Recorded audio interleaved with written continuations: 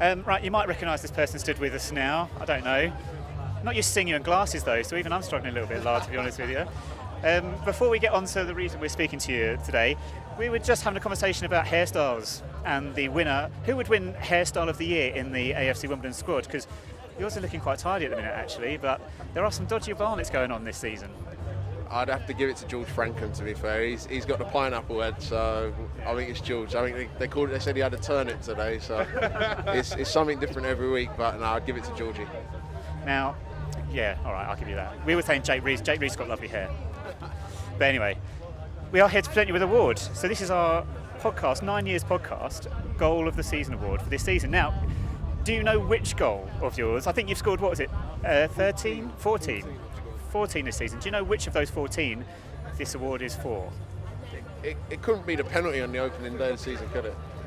He's got it in one. Wow, yeah, it was. That Walsall penalty.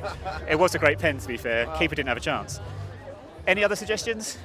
I reckon it might be the goal against them. Against them, that's a great way of putting it. Yes, it was. You spoke about it actually at the kit sponsors deal in the week, on the Wednesday night.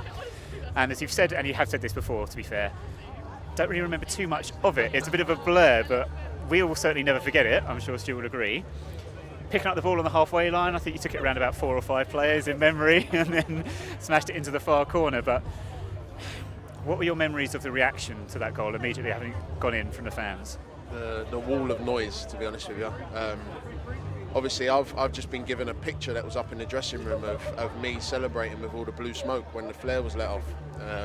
So that's going to be with me now forever. I mean, wherever I go in my life, I'll always have the pictures. And it was a great night, and I'm just proud to have been part of it.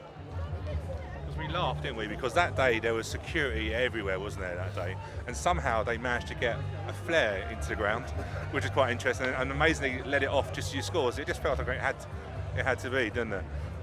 It was almost poetic, and I suppose for the fans, it's great to almost have that little bit of vindication.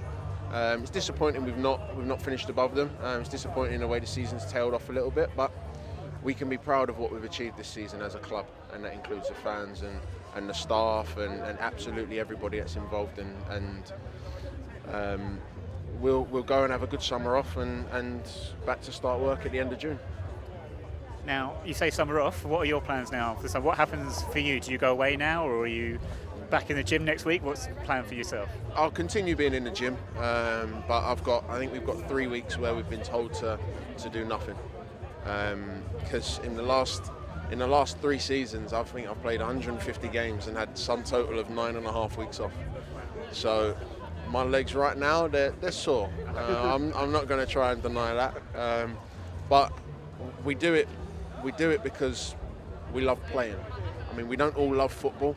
I'm not a big fan of watching football or playing FIFA or anything like that. But we do it because we love playing.